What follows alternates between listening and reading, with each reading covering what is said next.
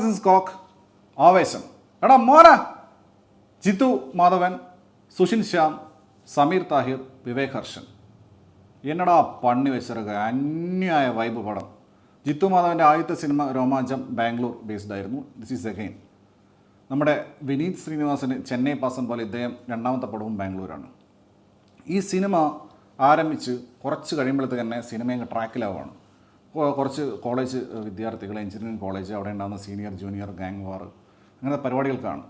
അവിടേക്ക് റങ്കണ്ണൻ, എടാ മോനെ, ഫഹദ് ഫാസിലിൻ്റെ ഒരു എൻട്രിയാണ്. എൻട്രി എന്നൊക്കെ പറഞ്ഞു കഴിഞ്ഞാൽ അതാണ് ഇദ്ദേഹത്തിൻ്റെ മേക്കിംഗ് സ്റ്റൈൽ ഭയങ്കര യുണീക്കാണ്. ഇദ്ദേഹത്തിൻ്റെ മേക്കിംഗ് സ്റ്റൈലും സുഷിൻ ശ്യാമും കൂടി ചേരുന്ന സമയത്ത് ഒരു വല്ലാത്തൊരു എക്സ്പീരിയൻസ് ഉണ്ടാവുന്നത്. ഇത് രോമാഞ്ചത്തിൽ എന്താണ് എനിക്ക് പേഴ്സണലി കിട്ടിയത് അതിൻ്റെ ഇരട്ടിയാണ് ഇതിലേക്ക് വന്നപ്പോൾ. അതിൻ്റെ മെയിൻ റീസൺ എന്ന് പറയുന്നത് ഫഹദ് ഫാസിലിൻ്റെ ആ ലെവലിലുള്ള പെർഫോമൻസ് വേറെ ഒരു നടനെ ഇമാജിൻ പോലും ചെയ്യാൻ പറ്റില്ല. നോട്ട് ഇൻ ഇവൻ ഡ്രീംസ് ഒരിക്കലും പറ്റില്ല.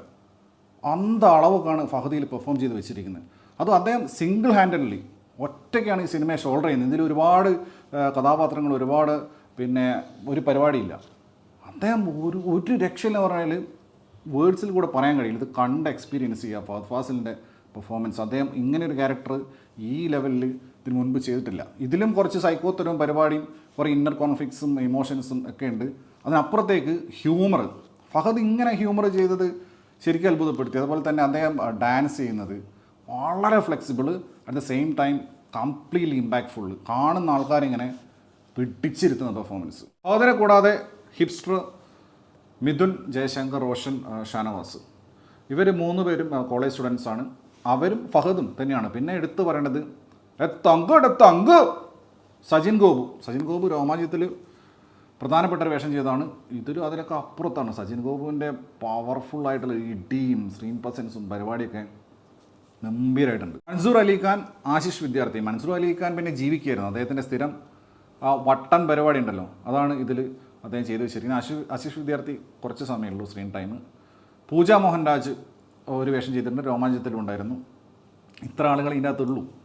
പക്ഷേ ഫഹദ് നിന്നിട്ട്, അതായത് അദ്ദേഹത്തിൻ്റെ ആ ഫിസിക്ക് വെച്ചിട്ട് ഇപ്പം ധനുഷൊക്കെ തമിഴ് കാണിക്കുന്നത്, അതുപോലെ സ്ക്രീൻ പ്രസൻസും സാഗെന്ന് പറഞ്ഞു കഴിഞ്ഞാൽ ഒരു രക്ഷയില്ല. അത് ഇദ്ദേഹത്തിൻ്റെ മേക്കിങ്, ജിത്തുവിൻ്റെ മേക്കിങ് വന്നിട്ട് അതിൻ്റെ കൂടെ സുഷിൻ്റെ സ്കോറും പിന്നെ ഓഫ് കോഴ്സ് സമീർ താഹിറും വിവേക് ഹർഷനും ഇവരെടുത്ത് വെച്ചിരുന്ന പണി എന്ന് പറഞ്ഞു കഴിഞ്ഞാൽ തിയേറ്റർ എക്സ്പീരിയൻസ് ആണ്. തിയേറ്റർ എക്സ്പീരിയൻസ് എന്ന് പറഞ്ഞു കഴിഞ്ഞാൽ അങ്ങ് കണ്ടങ്ങിരിക്കുക. അറ്റ്മോസിലൊക്കെ നല്ല ഒരു 4K സ്ക്രീനിലേക്ക് ഇത് കാണുകയാണെങ്കിൽ അന്യ തിയേറ്റർ എക്സ്പീരിയൻസ്.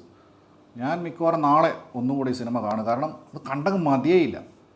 സീരിയസ്ലി അത്രയും എൻജോയ് ചെയ്തിട്ട്, അത്രയും ഫുൾ പവർ ഓണായിട്ട് കണ്ടുള്ള സിനിമ. ഒരാളെ കൂടെ എടുത്തു പറയണം, സീനിയർ ഗാങ് ലീഡറായിട്ട് അഭിനയിച്ചുള്ള കുട്ടി എന്നാണ് കഥാപാത്രത്തിൻ്റെ പേര്. അത് ചെയ്ത ആ നടൻ അടിപൊളിയായിട്ടുണ്ട്. പുള്ളിയുടെ ആ ഫിസിക്കും പക്ഷേ പുള്ളിയുടെ സ്ക്രീൻ പ്രസൻസൊക്കെ ഒരു പ്രത്യേകതരം പരിപാടിയാണ്. അത് കാസ്റ്റിംഗ് ഒക്കെ ബ്രില്യൻ്റ് ആണ്. അങ്ങനെ ആസ് എ ഹോൾ ഈ സിനിമ, പിന്നെ പാട്ടുകളെ കുറിച്ച് പറഞ്ഞല്ലോ, Sushin is A brand. Sushin ചെയ്യുന്ന സിനിമ എന്ന് പറഞ്ഞു കഴിഞ്ഞാൽ തന്നെ എനിക്ക് പേഴ്സണലി തിയേറ്ററിൽ പോയി കാണാൻ ഭയങ്കര താല്പര്യം. കാരണം അദ്ദേഹത്തിൻ്റെ സ്കോറിങ് കേട്ടുകൊണ്ടിരിക്കാൻ, സോങ്സ് കേട്ടുകൊണ്ടിരിക്കാൻ തന്നെ ഒരു പ്രത്യേക ഒരു വൈബാണ്. ഈ സിനിമയിലൊക്കെ അദ്ദേഹം പണി വെച്ചിരിക്കുന്ന ലെവലെന്ന് പറഞ്ഞു കഴിഞ്ഞാൽ അത് തിയേറ്റർ എക്സ്പീരിയൻസിന് പ്രധാനമായിട്ടുള്ള ഒരു ഘടകം, വൺ ഓഫ് ദ ഫാക്ടേഴ്സ് എന്ന് പറയുന്നത് ഓഫ് കോഴ്സ് സുഷിൻ ശ്യാമാണ്.